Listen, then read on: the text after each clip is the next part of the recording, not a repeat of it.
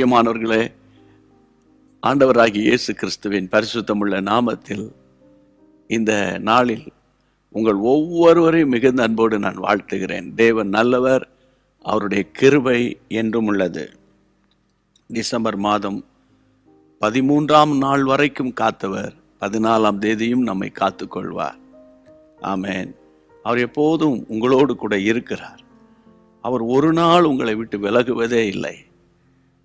அவருடைய பிரசன்னத்தை நீங்கள் ஃபீல் பண்ண அவரோடு கூட நீங்கள் இருப்பதை நல்லா உணர முடியும். அதுக்காக தான் ஜெபம், அதுக்காக தான் ஆராதனை, அதுக்காக தான் வேத வசனத்தை வாசித்து அவரை தேடுவது. அதனால் சில நேரங்களில் அவர் நம்மளை விட்டுட்டாரோ, அவருக்கு நம்ம கூட இல்லையா, நம்ம வீட்டில் இல்லையோன்ற மாதிரி ஒரு எண்ணங்களை சாத்தான் கொண்டு வருவான். சில நேரங்களில் நம்ம அவரை விட்டு வேறு ரூட்டில் போய்கிட்டு இருப்போம், ஆனால் நமக்கு தெரியாது.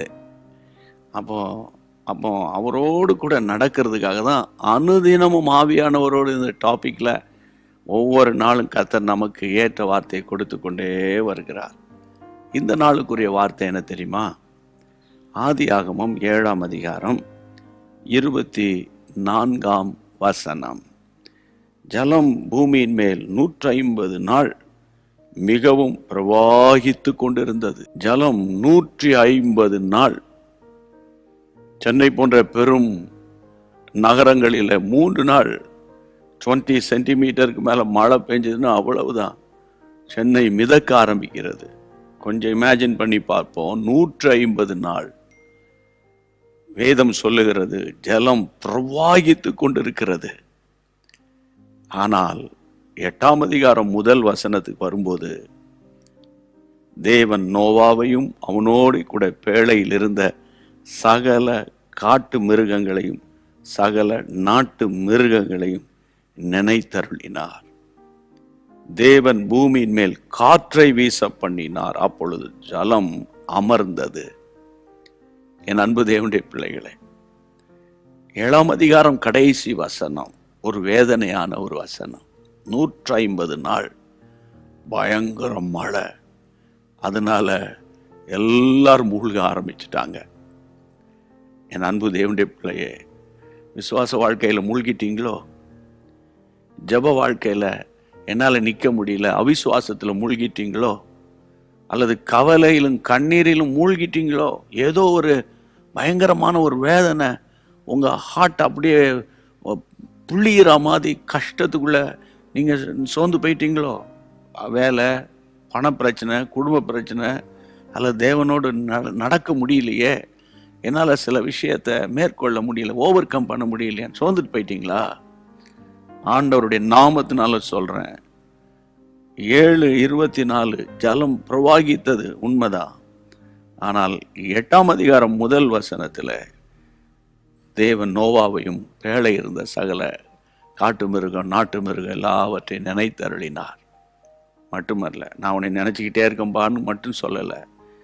தேவன் பூமியின் மேல் காற்றை வீச பண்ணும்போது ஜலம் அமர்ந்தது. ஆமென். ஜலம் அமர்ந்தது, பிரவாகித்து ஓடுகிறது. அப்படின்னா ஒரு வெள்ளப்பெருக்கு புரட்டி போடுகிறது சொல்றாங்களா, அதுதான். ஆனா ஜலம் சத்தம் காட்டாம அமைதியாயிட்டு. எப்போது தேவன் ஒரு காற்றை வீச பண்ணினார்.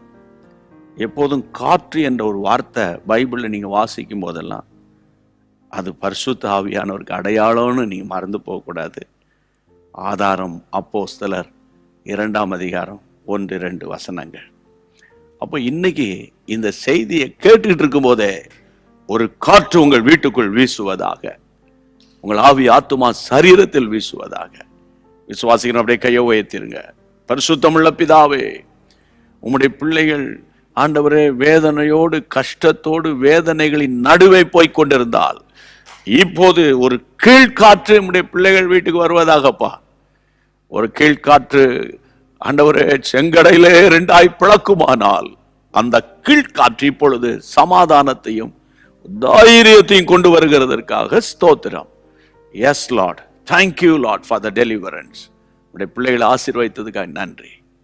இயேசுவின் நாமத்தில் பிதாவே, ஆமென். உடனே ஸ்தோத்திரம் பண்ணிட்டு வேகமாய் ஷேர் பண்ணி ஒரு குறைஞ்சது ஒரு 150-200 பேருக்காக ஷேர் பண்ணி விட்டுருங்க. அவங்க வீட்டுக்குள்ளே இருக்கிற ஜலம் அமரட்டும். ஆமென். தமிழ்ல அப்படி செய்யுங்க, ஹிந்தியில் அப்படி செய்யுங்க. God bless you. அன்பான தேவனுடைய பிள்ளைகளே, இச்செய்தி உங்களுக்கு மிகுந்த ஆசீர்வாதமாக இருந்ததென்று நாங்கள் நம்புகிறோம். தொடர்ந்து எங்கள் செய்திகளை கேட்டு கர்த்தருக்குள் ஆசீர்வதிக்கப்பட ஜீசஸ் மீட்ஸ் மினிஸ்ட்ரீஸ் என்கிற எங்கள் யூடியூப் சேனலை சப்ஸ்கிரைப் செய்யுங்கள்.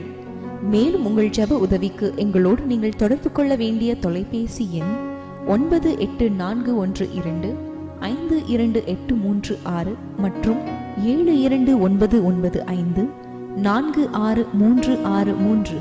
Email gpsrobinson@hotmail.com. கர்த்தர் உங்களை ஆசீர்வதிப்பாராக.